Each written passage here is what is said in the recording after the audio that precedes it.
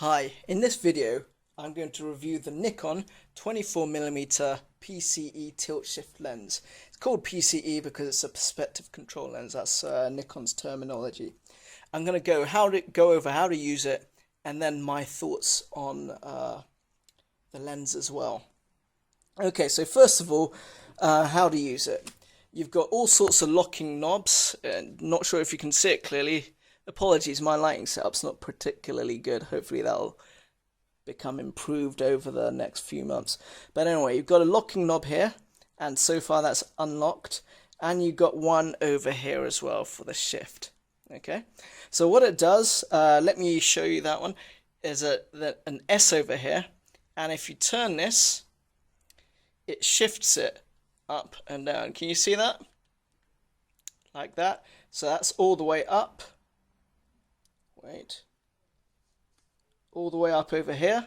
And then all the way down. Now immediately you've found one little problem about this lens. When it shifts all the way up, it gets in the way of this part of the camera. So that's a little minor point right there that people should be aware of. Okay. If I lock this, I'll show you the tilt function. Okay, that's the tilt. And what you do is you turn this. Let me just make sure it's unlocked first. There we are. You turn this and it tilts it this way. And it can go that way. Technically, that's called swing. Tilt is when it goes up and down. So you've got another little thing down here. And you can press that in and it tilts all the way over like this. And you can turn it like this and like this. Now this is useful if you want to do like miniaturization photography. When you want to make a landscape look like a toy town, this is the effect that you use. Having said that, 24mm probably isn't the best focal length for that. Maybe the 45 would suit you a little better if you want to get into that kind of thing. 24mm is a little bit wide. And that's basically it. So remember, when you tilt it like this, the shift, which is, where is that thing? The shift goes side to side, and that's also very good. Can you see that? It's very good for making panoramas. So if you want to stitch a panorama together, this is the kind of lens that you want. Okay, now, how it works. Okay, I've made a little drawing here. Now this represents an image circle that the lens makes, and this is the image within that circle. Now what normally happens is you got your sensor, which I've made out of this piece of plastic, and it goes over the middle like this. And as you can see, the house, if you can see through the reflection, the house is not completely covered by the sensor. You only get the middle bit, you cannot get the top bit of the house. Okay, now what happens is you can shift the sensor and you can see the roof like that. Okay, alternatively, the other way to do it is to shift the lens, and by doing that, what happens is it pushes the image down so your sensor actually hits that part of the lens. That's what it does. Basically, the image sensor, instead of just covering the sensor, it's much bigger than what the sensor can actually handle. And as a result, when you shift the lens, what's happening is you're shifting the image. And so you can get different parts of the lens. Remember, you can shift it this way and this way as well. Okay, now you might be thinking, well, why is this useful? It's so that you get nice straight lines on buildings instead of having buildings looking like they're falling backwards, that kind of thing. Okay, so that's what shift is used for. Also remember, you can also use it for making panoramas. Okay, the other thing that shift is, not shift to tilt, is used for is, say for example you got a plane of focus. Now I'm gonna have to use some props, so let me grab this bottle and this bottle over here. Okay, Now, normally what happens is your plane of focus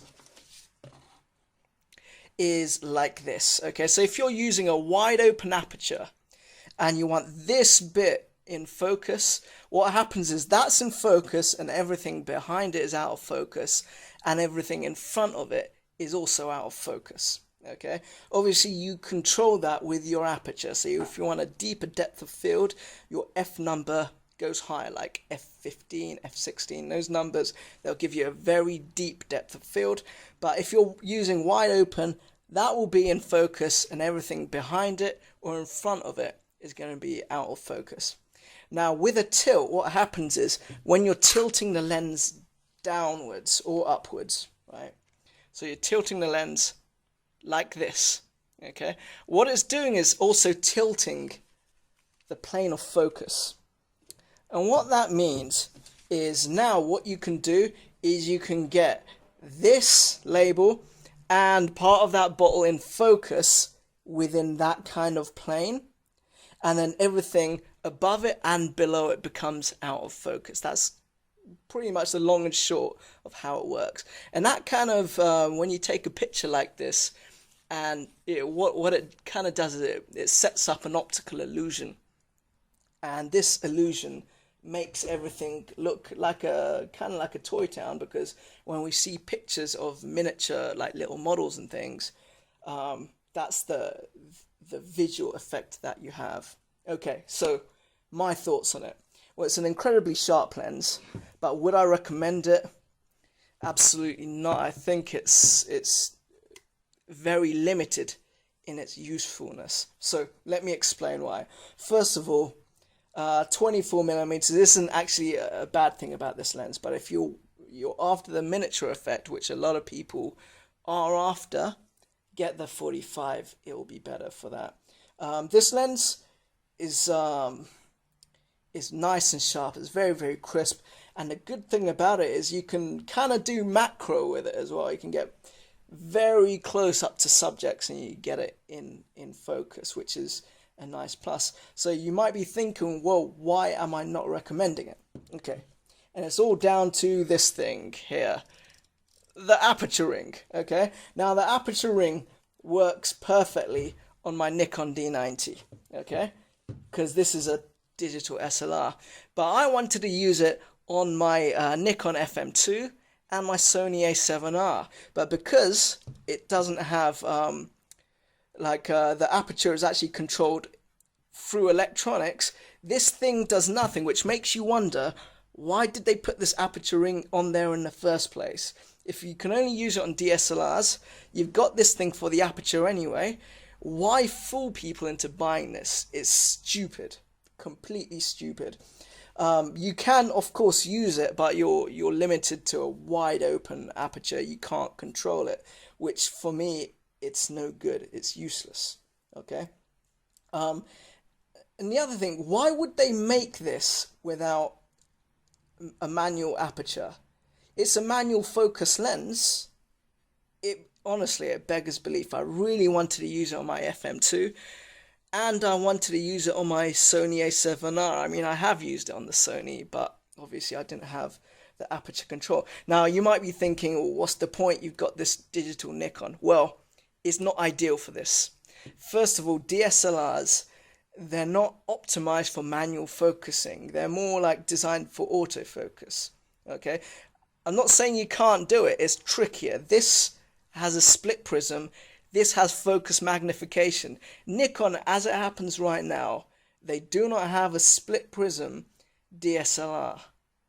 So why would they have like this manual focus thing on something without a split prism? You know, I think it's time for Nikon to wake up a little bit and start providing these kinds of options, because honestly, it is kind of annoying. Because so basically the summary is, you can use this on a DSLR, but it's not optimized for a DSLR because manual focus, and you don't have manual focus aids on DSLRs. Okay, it will be really good on something like a mirrorless, which has focus magnification. But unfortunately, the aperture here is basically a dummy aperture. There's no reason for this to be here. One more thing about this lens, I totally forgot to mention this, but the shift and the tilt are not independent of one another. And by that, what I mean is if you shift it, let's unlock this again. Okay. If I shift this up, for example, so it's shifted up, my tilt only goes this way and this way. Okay, it doesn't go up and down. Now you might be thinking, okay, well I can turn it round like this, then I've got the tilting up and down, but then it will only shift from side to side. This is a huge disadvantage with these perspective control lenses. It's very good to have like both of these rotate independently of one another, but this is kind of fixed perpendicular. So unfortunately you can't shift up and tilt down. You can shift up, but it will tilt side to side. The Canon lens does this independently, as does the Samyang. Trouble is, my camera's a Nikon, not Canon, and as a result it won't fit my Nikons. It will fit the Sony if I have an adapter, but I didn't think I'll bother. The alternative is the Samyang. The Samyang is independent, but then that has the issue of not being a particularly sharp lens, wide open. And I think for this kind of photography, it's actually very important to have a sharp lens. So unfortunately, it looks like I won't be getting a tilt shift lens.